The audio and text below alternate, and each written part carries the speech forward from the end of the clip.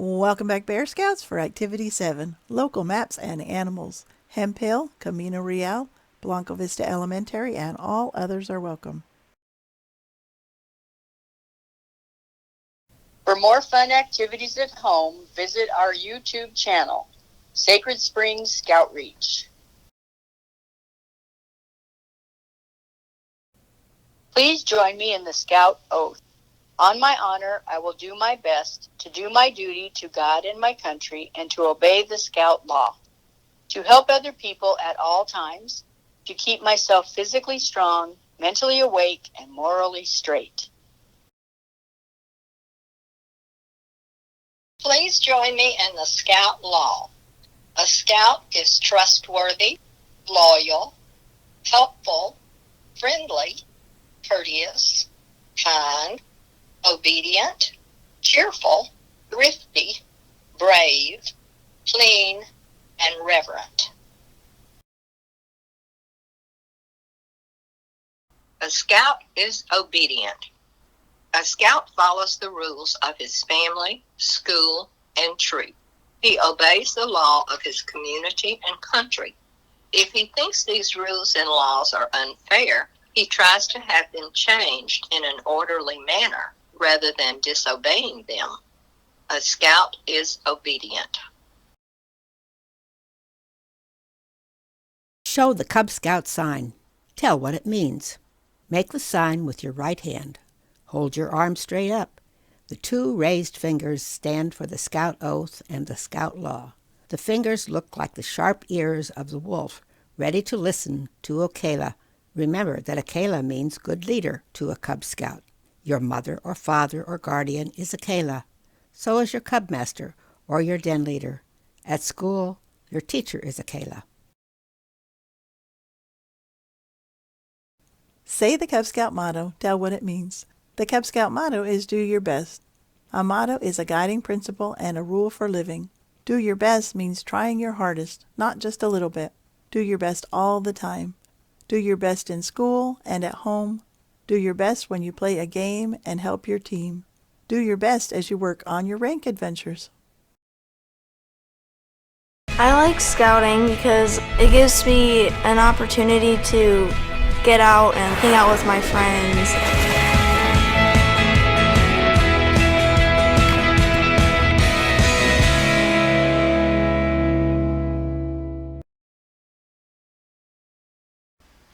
A map of the world. We live in North America. The continents, North America, South America, Europe, Africa, Asia, Australia, Antarctica. And surrounding areas. Can you find your city? City view of Austin, Texas is pictured above. Local maps of Kyle, Texas.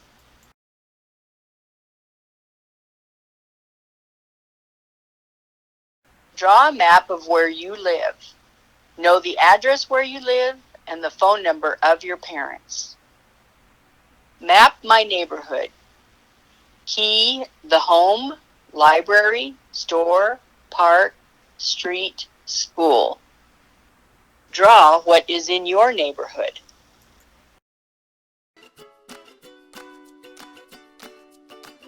Hi Scouts, welcome to the National Mississippi River Museum and Aquarium in Dubuque, Iowa. We're part museum, part science center, and part aquarium. My name's Jennifer, and today we are going to go learn about some of the awesome habitats found up and down the Mississippi River. Let's go!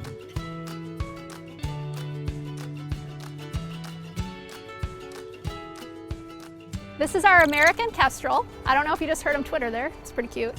Kestrels are found up and down the Mississippi River. They're one of our most common falcons here in North America. And falcons are what we consider a migratory bird. So what that means is that falcons have one part of the country where they like to spend their breeding season, where they have their babies, and they actually move to a different part of the country for the winter, primarily so that they can find food. Birds move in response to food availability.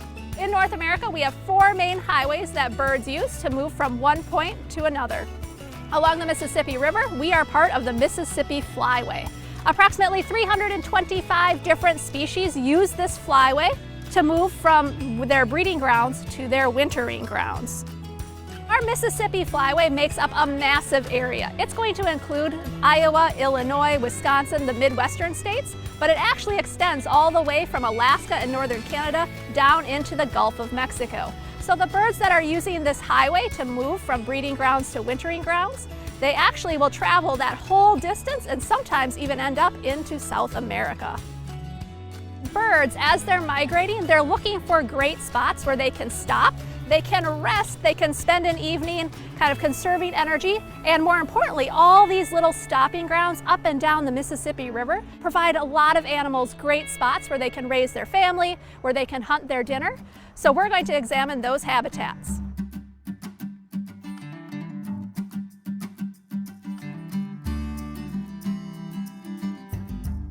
Within each habitat, there are a series of plants and animals that create a food chain.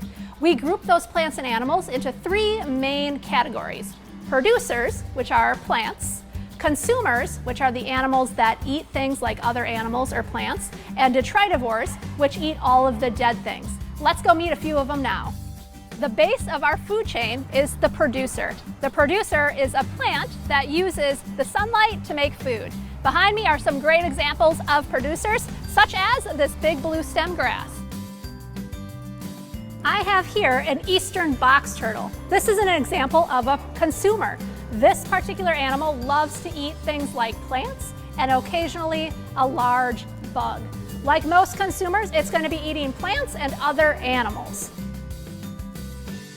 I am holding a crayfish. This is a great example of one of those animals that we call a detritivore. What that means is this animal goes around and eats dead things from the bottom of the river or those wetlands. And that helps actually recycle the nutrients back into the habitat so that our producers or our plants can grow up big and tall and start the whole cycle over again.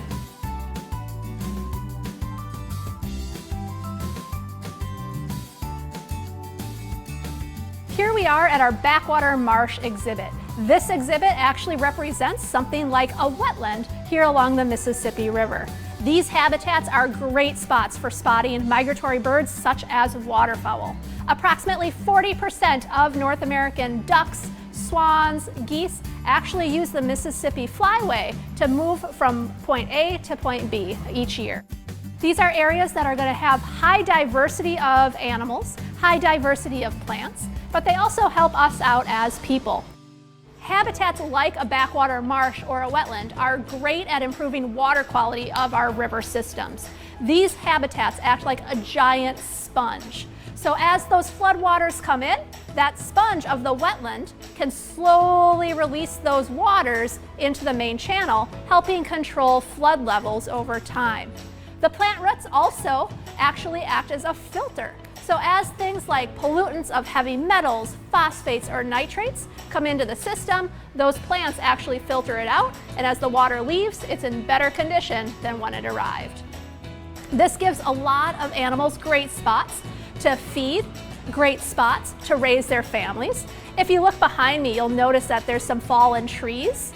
Places like that are great habitats for fish and turtles and birds to actually have their nests and raise their offspring.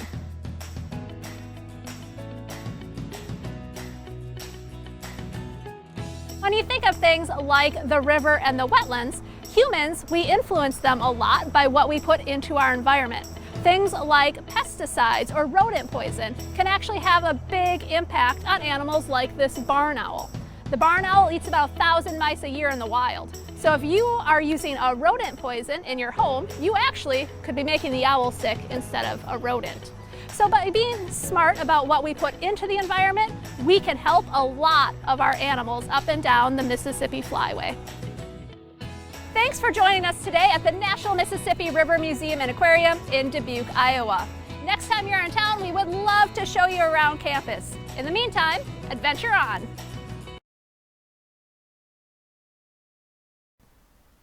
Requirement 2. Name one animal that has become extinct in the last 100 years and one animal that is currently endangered. Explain what caused their declines. An animal species becomes extinct when its last member dies. Extinction happens for many reasons, including loss of habitat, overhunting, climate change, or the appearance of a new predator or disease. You've heard of animals like dinosaurs that became extinct millions of years ago, but some animals became extinct more recently. A good example is the passenger pigeon. When Europeans first came to North America, there were billions of passenger pigeons. In the 1700s, a man named Cotton Mather wrote about a flock of birds that was a mile wide and took several hours to pass overhead. Passenger pigeons were an important source of food in the 1800s, and they were hunted nearly to extinction. A few survived in captive flocks, but the last passenger pigeon, Martha, named after Martha Washington, died in 1914 at the Cincinnati Zoo. Not all stories have sad endings. After World War II, the American bald eagle was in serious decline. A pesticide called DDT was poisoning the fish that eagles like to eat and hurting the eagles. In 1967, the species was listed as endangered. DDT was banned in the United States in 1972, which helped eagles rebound. Conservationists also worked hard to breed captive eagles, reintroduce them into nature, and protect their nest sites. By 1995, bald eagles were listed as threatened, which is better than endangered. In 2007, the species was removed from the list of threatened and endangered species altogether. It is still illegal to kill, sell, or possess bald eagles without special permission. Threatened, endangered, and extinct. Threatened means a species is likely to become endangered if people don't work to protect it.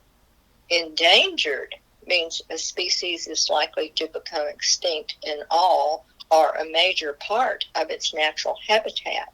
Extinct means a species no longer exists. Name an extinct animal and an endangered animal. There are many reasons to conserve threatened and endangered species. Contributions to medicine. Many important medicines come from plants. For example, scientists make cancer medicine from the bark of the Pacific yew tree. Contributions to agriculture. Birds and insects pollinate 1/3 of the food we eat. For example, bees pollinate fruit and nut trees and melon vines. Environmental monitors. Problems with animal species can alert humans to dangers to our planet.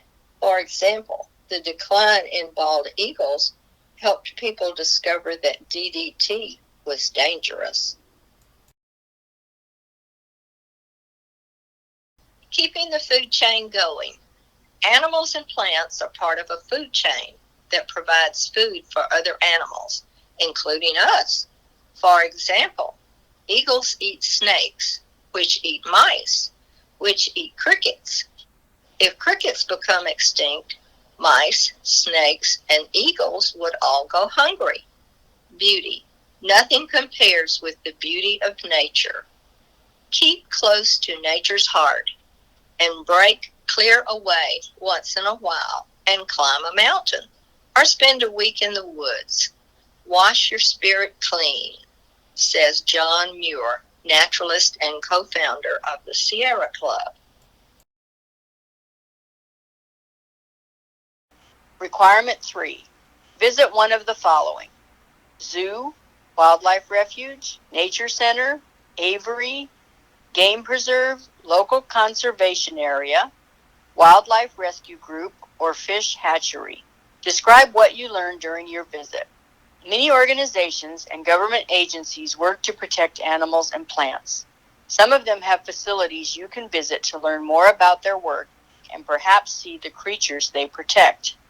You may even be able to help them help those creatures. Agencies like the U.S. Fish and Wildlife Service use volunteers to remove invasive species, conduct wildlife surveys, plant native grasses along riverbanks, and put identification bands on migratory birds. A. E. Wood Fish Hatchery. Wood Fish Hatchery is located in central Texas along the banks of the San Marcos River. This state-of-the-art facility specializes in rearing fingerling sport fish for stocking into more than 300 Texas reservoirs. The staff welcomes the public to come and visit this educational and informative facility. Hatchery tours are offered each Tuesday at 2 p.m. and Friday at 10 a.m. for groups of 10 or less. Tours for groups of 10 or more can be arranged by appointment. 507 Staples Road, San Marcos, Texas, 78666. Telephone 512-353-0572. Natural Bridge Wildlife Ranch, African Safari, Texas style. Natural Bridge Wildlife Ranch at 26515 Natural Bridge Caverns Road, San Antonio, Texas, 78266.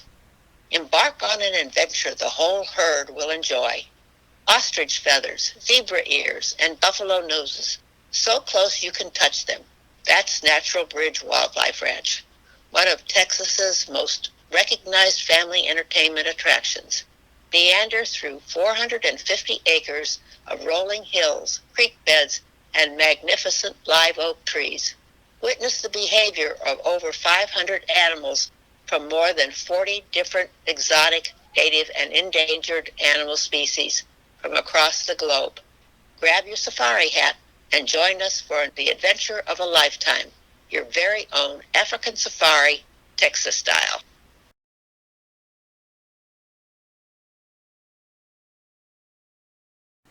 Join us next time for Activity 8, an obstacle course and fitness. If you are interested in joining a pack near you, visit beascout.scouting.org.